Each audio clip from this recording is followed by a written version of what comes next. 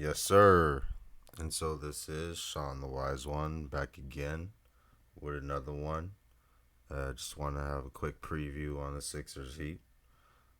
Definitely will be an interesting one. I'm looking forward to going to Game 5. I do live out here in Florida, so that one will be a good one to go to, especially considering that Joel Embiid, that should be his third game back by then. We all know he will be missing game 1 and 2. He won't be making the trip out to Miami.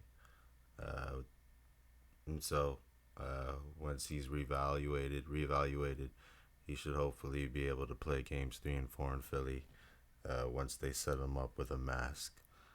He's played through it before, albeit not that great. He was immature a little bit at that time, and so he wasn't really, I'm not going to say he didn't know how to carry himself, but he was immature. And so you had a lot of those things beyond just his play, on the court. How his habits outside of the court per se.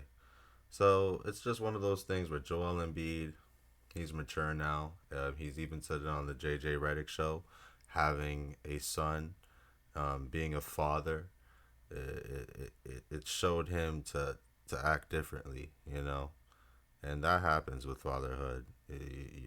You're not just taking care of yourself, but you have somebody else that you're responsible for. So that comes with a lot of maturity, you know. Uh, Apart from all of that, the Heat, they're a great team. They have a great culture. They really do. Jimmy Butler is still their best player. I will forever continue to say that.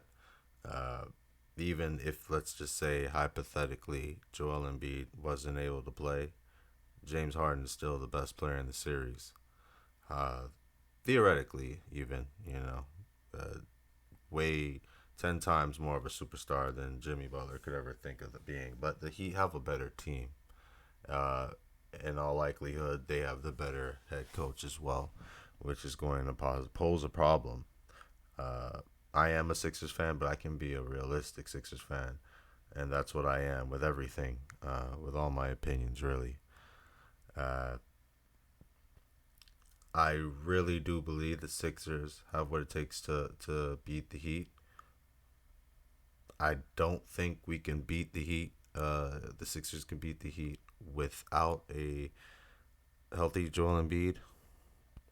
James Harden can get you a couple of games, but the Heat are a good enough team where they have enough firepower as a unit collectively to get the job done. And now with Victor Oladipo getting healthier by the day, one can make the argument again that Victor Oladipo is a better player than Jimmy Butler.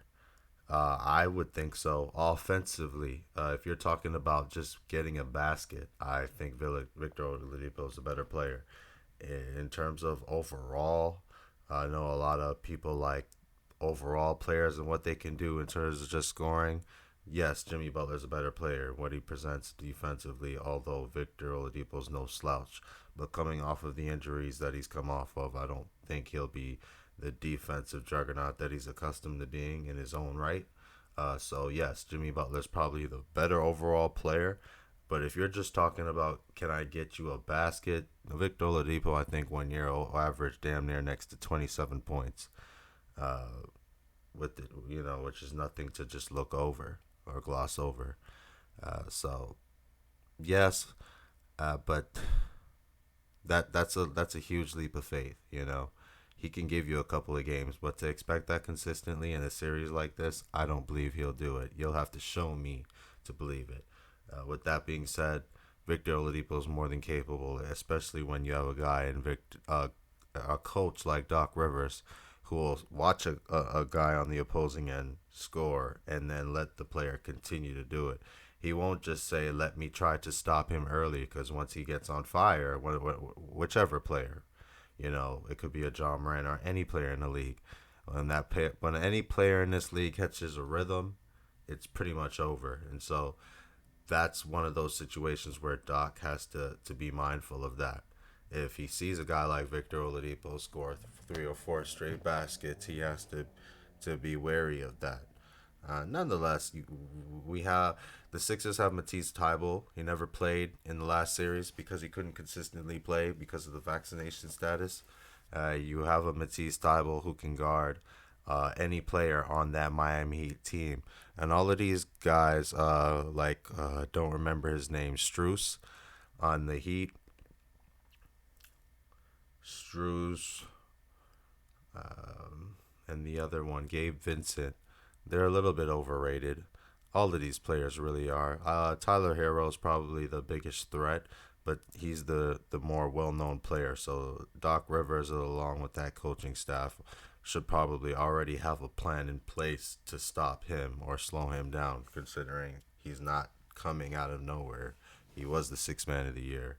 Everybody's known what he's been capable of for some time. So it would be very disappointing if there's not a game plan in place to stop or slow down both Jimmy Butler, especially if he's playing, and Tyler Hero. We have a guy in Matisse Thybulle who can guard either one of those guys. And the way Tobias Harris is playing defense right now, you can put him on Jimmy Butler, and I don't think Jimmy Butler would have any advantage going up against the guy in Tobias Harris who's taller than him at 6'7", 6'8", with the body physique that a Tobias Harris has and presents. So he would definitely be able to endure the physicality. Jimmy Butler's game is based off physicality and inflicting punishment to a certain extent, which he won't be able to do to Tobias. So in terms of the matchups are a lot better for the Sixers. They should be a lot prepared, more prepared for this matchup, coming out of the Toronto matchup that they came out of, going when they had to go up against pretty much every single player on that roster was 6'8", with damn near 7-inch wingspan. So when you think of it that way, yes, the Heat, they play great defense collectively, but that's also something that the Raptors and Nick Nurse did as well. The only difference is, honestly, I really don't know what the difference is, because Joel Embiid has problems when he goes up against both of these teams just because of the swarming defense that they play. And so Joel Embiid should and will be ready to play against this defense once he's ready to come back. And once that is, I don't see how the Heat have an answer for him. Adebayo, in the last couple of games I've seen him go up against Embiid, has looked lesser than himself, but that's to be expected when you're going up against a MVP caliber player. Um, yes, it's just one of those things. It's definitely interesting. I'll tell you that, because the Heat will probably have the advantage going up 2-1 if the Sixers can steal a game, maybe 1-1. With James Harden, I'm not going to put anything past him. It just depends on the day with James Harden, clearly, when you watch him sometimes, especially nowadays. But the Sixers can play defense. They got Danny Green, and they got Matisse for that. And then you got a guy in Tyrese Maxey who's not scared of the moment. Um, he doesn't have any anxiety, like Doc Rivers said. So he's something. He's another guy with a Joel Embiid out. He'll probably have the ball in his hands a lot more, where he can catch a rhythm and do some things for the team that the Heat will least expect. And maybe they will expect it based off what Tyrese Maxey did to them in the last game in the regular season. Uh, but that's just where I'm at with it. I believe the Sixers will win. They don't have an answer for Joel Embiid. All the players that are playing lights out on the Heat, like the no-name players, uh, they're playing overrated right now. They look better than what they really are. That will be put to rest when they play against the Sixers and they have to go up against a big man in Embiid. Things are pretty right now because they're just shooting wide open shots, not without having to penetrate. And when they do penetrate, there's nobody there, or no shot blocker, especially in the last series when they went up against the Heat. Most of that series, when the Heat played the Hawks, Capella was not playing because he was injured, primarily. so they didn't have a shot blocker in the interior. Now you're going up against one of, if not the best shot blocker in all of basketball. So, uh, there's going to be a lot of contested, difficult contested mid-range jump shots, shots that these players are probably not going to want to take. And if they don't take them, they're going to lead to passes that might lead to a lot of 24-second violations, which is what the Heat are accustomed to doing when they play the Sixers in the regular season. So it's definitely something that's interesting. In terms of the talent, the starting lineup presents, even without Joel Embiid, you still have a James Harden who's capable of giving you 30, Tyrese who's capable of giving you 30, Tobias who's capable of giving you 25. Um, you know, and as a Sixers fan, I expect Sixers fans to probably know about this.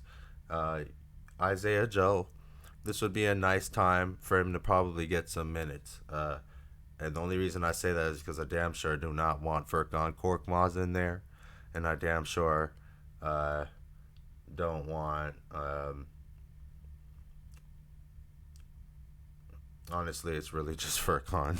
I would say Milton, but Milton's come on a little bit now, so I don't want to hate on him too much. It was really my problem with Milton was in the regular season, but I guess he just couldn't get a footing ever since the back injury, and it's taken him some time. So he's playing, like he deserves to be in the rotation, and so uh, not if it comes to the expense of Milton, but I do want to see Isaiah Joe in there because I do think he's one of the better pure shooters on the Sixers team that does not get fair opportunity because of, again, Doc Rivers. Um, the Sixers are probably only going to go so far due to coaching because at the end of the day, when shit gets tight, excuse my language, Doc Rivers tends to fold. Whether that be coaching adjustments or with whatever he's saying to the team, that is, um, it's clearly being communicated, but it's not being relayed where the players seem to. It doesn't seem to propel or fuel the players. Uh, we've seen it time and time again where Doc Rivers has come out of games and say players don't have it. They just didn't wake up and feel like playing in a. And I've just never seen that so consistently from a locker room or a team under a particular head coach. And so that's something to pay attention to, especially given whatever the outcome is from these playoffs. Uh, Definitely, it was a pleasure to make this video for you guys. I hope you guys enjoy. Can't wait to be back for more. Please give me a thumbs up and subscribe. And even if you don't, shit, give me a thumbs up anyway. Appreciate it.